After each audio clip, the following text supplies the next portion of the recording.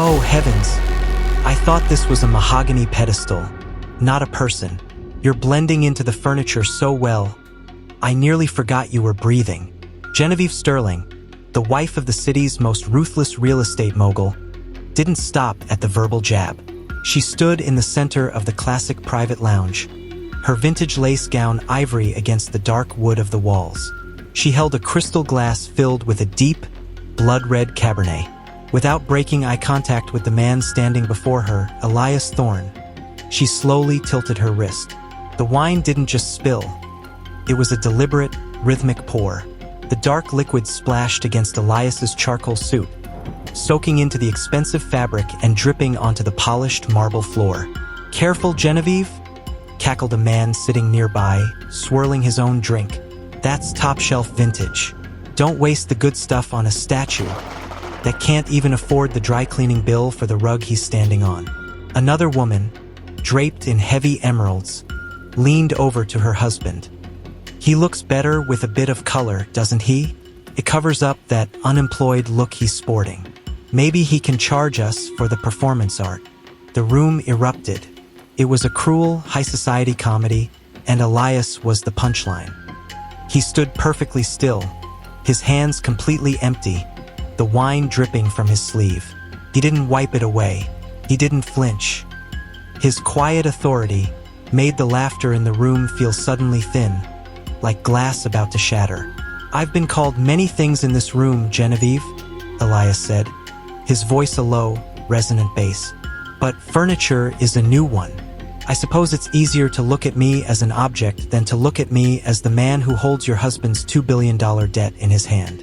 Genevieve's laughter died, replaced by a sharp, jagged sneer. She stepped closer, the scent of her cloying perfume clashing with the aroma of the spilled wine. "My husband's debt?" she hissed, her voice low so the witnesses couldn't hear the fear. "You're a ghost, Elias. You're a charity case who slipped through the front door because the doorman was too tired to check the list. You have no name, no lineage, and in 5 minutes you'll have no suit." "Security." In a raw moment of physical aggression, Genevieve reached out and slapped the empty crystal glass against Elias's chest, shoving him back toward the heavy mahogany door.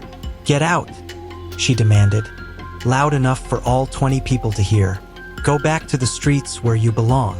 You're staining the atmosphere of this club, and I'm tired of looking at the help pretending to be a human being." The social jury leaned in, their faces twisted with elitist glee.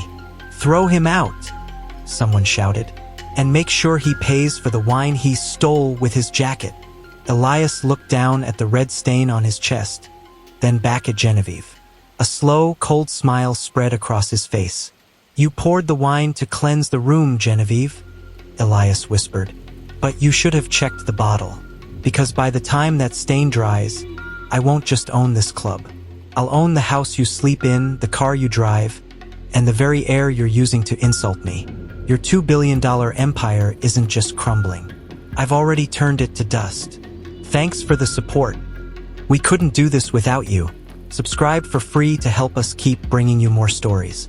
Where are you watching from? Drop your city and country in the comments. Now, back to the story."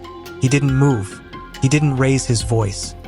He stood there, soaking wet and utterly dominant, as the heavy mahogany doors behind him began to open. The massive mahogany doors at the far end of the ballroom didn't just open. They groaned under the weight of an era ending. A procession of 6 men in identical charcoal suits, the ultimate architects of the city's shadow economy, marched into the light of the crystal chandelier. Their footfalls were synchronized against the marble like a funeral march for a king who didn't know he was already dead. At the front was Arthur Sterling, the most feared corporate litigator in the hemisphere, carrying a single leather-bound folder. He didn't look at Julian. He didn't look at the mocking social jury. He walked straight to Elara, stopped exactly 3 paces away, and bowed his head in a display of absolute submission that sucked the oxygen out of the room. "Madam Chair," Arthur's voice boomed, cutting through the last lingering giggles of Beatrice and her inner circle. "The final audit of Thorne International is complete. The hostile takeover was finalized at 6 p.m. tonight. You now hold 54% of the voting shares, effectively dissolving the previous board.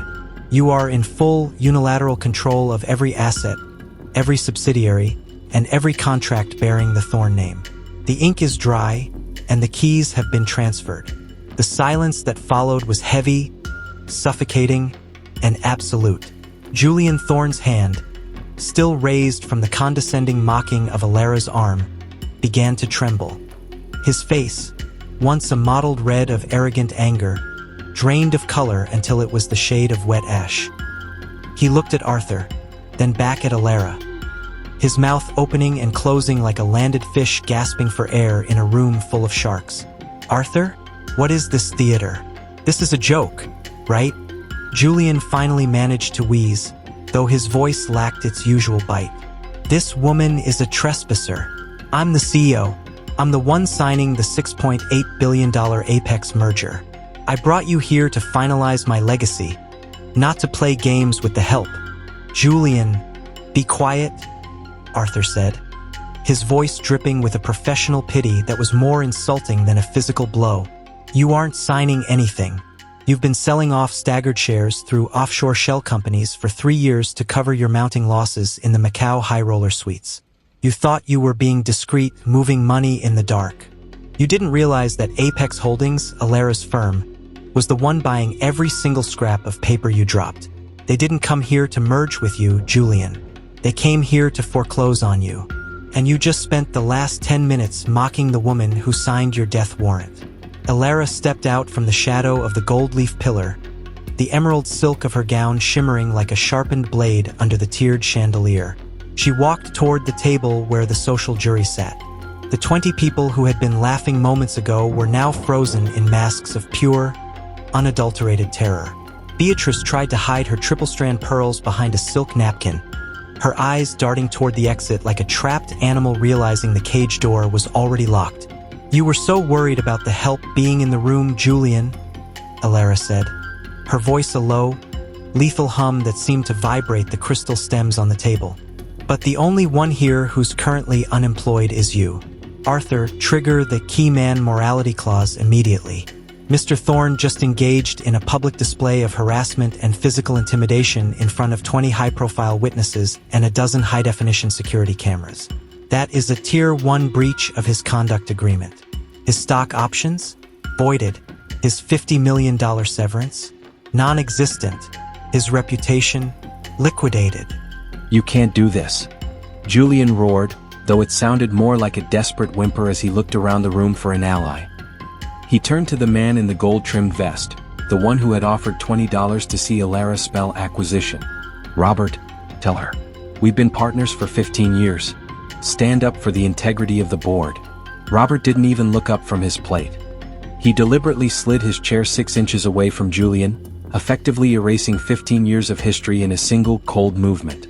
"I don't know this man, Madam Chair," Robert said, his voice oily and eager to please the new power. "I was just telling Beatrice how appalled I was by his barbaric behavior. It's simply not the standard we expect at a firm of this caliber.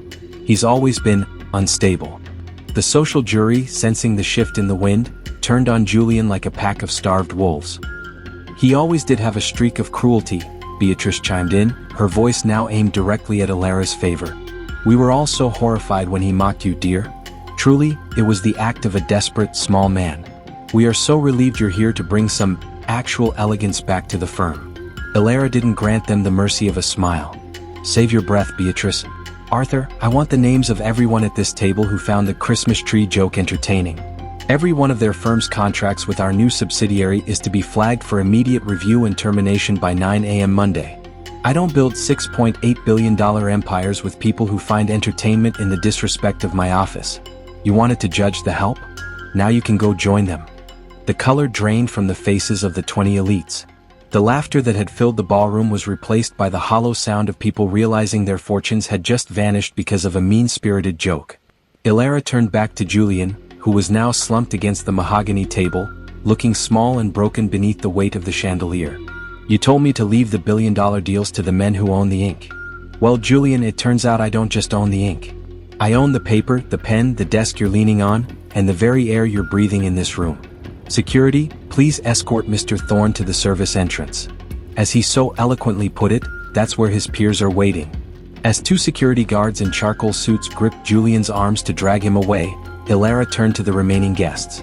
Her quiet authority was final. This gala is over, and so is the Thorne name. Clear the room. I have janitors coming in to handle the trash, and I'd hate for you to get in their way.